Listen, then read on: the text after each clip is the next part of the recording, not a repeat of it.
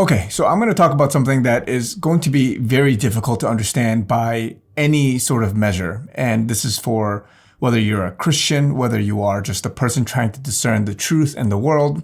What's very clear that's happening in the world right now, and it's not going away anytime soon, is that there is a huge divide on issues, on positions. There's a lot of judgmental, preconceived notions. There are people on different sides, and I don't even want to make it that clear cut, like left versus right. I'm not trying to make this political. I'm not trying to make this religious.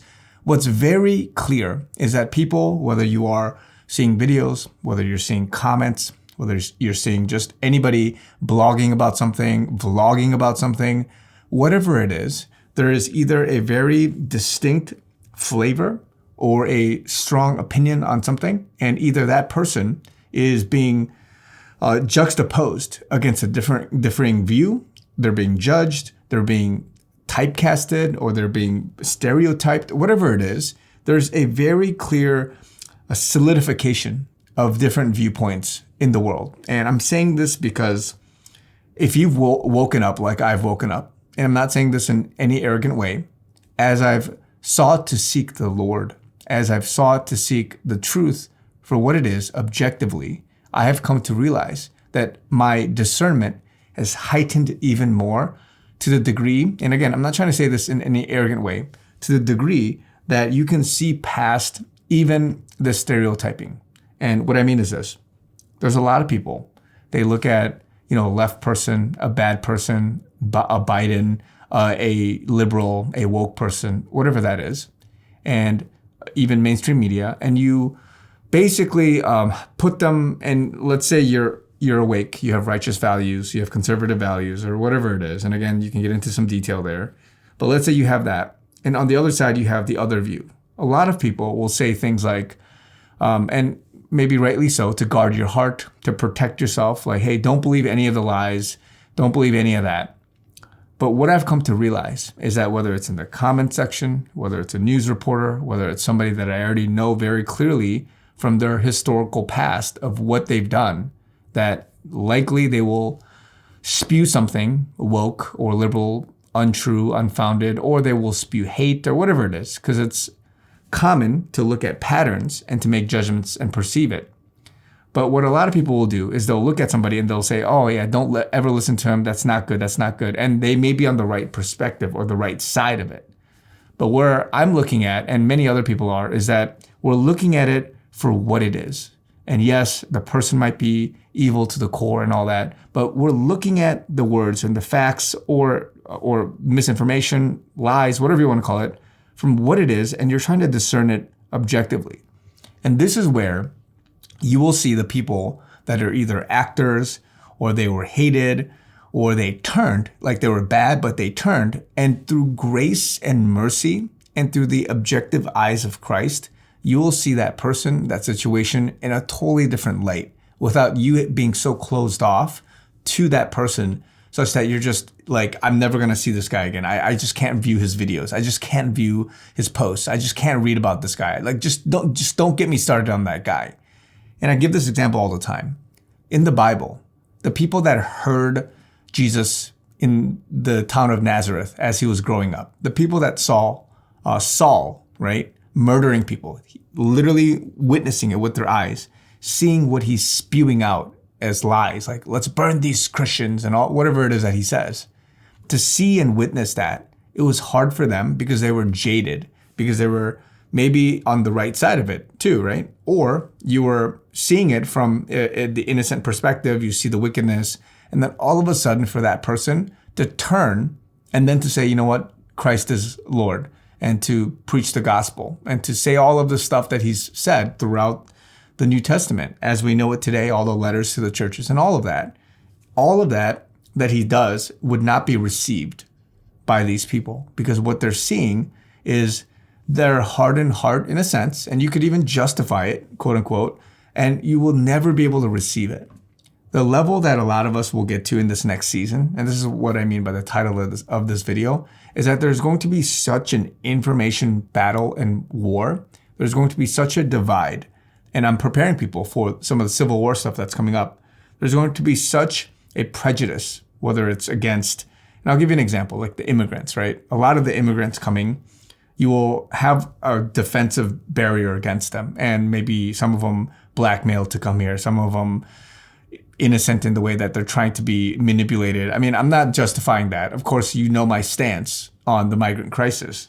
But to see through that, to see the person at hand, and to really understand what's happening, to see what manipulation is going on, to see the wickedness that maybe they are, to see the naiveness that they have, or the intent behind it.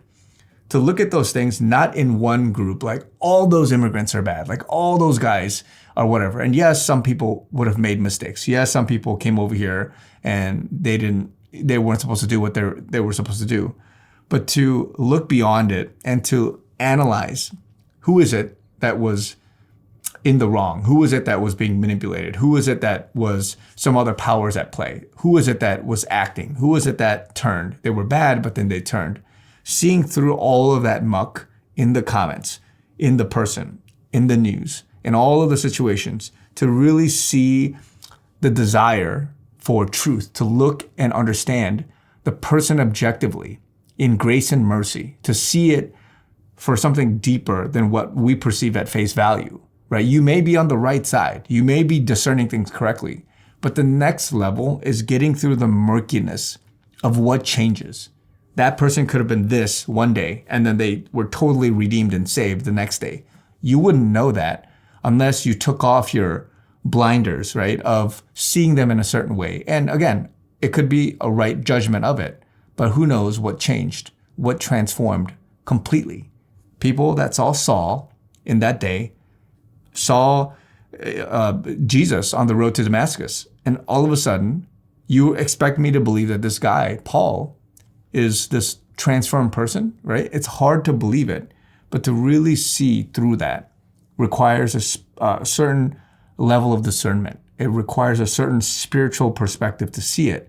When I read comments, when I see Twitter posts, when I see all these divides, when I see people misjudging something, right? Oh, look at that guy, blah, blah, blah. I look at it and I say, oh, this guy is missing this piece or that piece. Oh, this person is lacking an understanding of the conspiracy behind it. They're lacking an understanding of blah, blah, blah. They don't have a heart that is merciful. They probably were wounded and they haven't healed from it, from their childhood sort of perspective. Oh, they've been manipulated so much by the media. You can clearly tell they're biased in their view. They're just regurgitating things that they've been told. And they're just operating in this sort of sphere, in sort of a delusion, their own echo chamber, in essence. And to break out of that, and you want to be able to really see the truth, you have to understand what that position is, but also go beyond it to get into the details. You have to filter through the muck and really see, okay, what is it that's going on here? What is it that I can try to find so that I could have an objective mind, put on the mind of Christ to see what's happening? And so this level of discernment, and again, I'm not saying this in any arrogant way, this level of discernment really requires a love for the truth and to really set aside your fleshly nature and to really say, Scripture comes first, the doctrine, the Bible that I know of, and in my prayer, in my relationship with the Lord, I can see this. Most people, a lot of people, either they still have to work on certain things, like the baby milk Christianity stuff, like wrestling with who God is and Christ is, speaking and praying. And then other people that may be mature, they're still hindered by a hardened heart of various factors in their life. They're jaded because of the news. They still hate Trump because of everything they've been fed. But they're not releasing everything to really seek the Lord first and foremost, but to seek the truth. I did a video about the clown show, right, that we saw. In order to really get that, you have to let go of everything. You have to let go of your bias of certain people, certain things. And yes, even with Trump, there are things that I don't like and I don't agree with. But what is the holistic picture? He's being chosen by God in this time to do a certain task, to do certain work. And even that, people are going to blast either me and other people as being ultra MAGA conspiracy, crazy, whatever like term you want to add in there. There's other people that are going to misjudge it, and you're going to have all of this infighting, misappropriation, misjudgment, miscategorization. And they're going to see it in a way that if you're awake, you're going to see it differently. You're going to see it objectively. You know, like I'm sitting here, I know what the truth is. Even if people call me names, even if other people, are grouped together in certain spheres, even though I may not agree with certain things of that, they're going to see it because they can't think deeper. The people that are confused right now and that are not able to see through the cloudiness, the gray area, the only way they can really cope with how to discern the world is to group it up into easily digestible stereotypes, if you will, or notions, right? All of those Republican, MAGA, whatever, I guess you're one of those people. And so you see this in the comments a lot. You're misappropriating certain things. And then in the comments, in the fighting that happens between that, you can clearly see where people are standing. This is not going away. No one's going to say, you're right.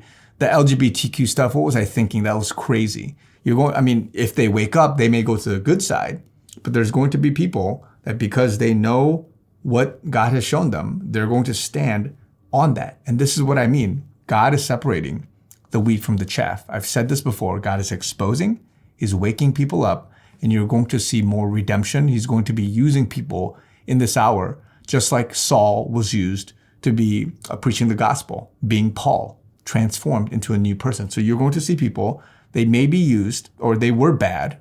They were in the news, a reporter spewing lies. They were probably, transgender, this and that. Whatever it is, they will be used knowing what they did because of their testimony, just like Saul, for bigger things in the future. And we have to be ready for that, as opposed to excommunicating them, as opposed to seeing them like Saul and saying, you know what, I can never forgive this guy. That's crazy. Saul, why would he even preach the gospel and rename himself Paul? That's crazy.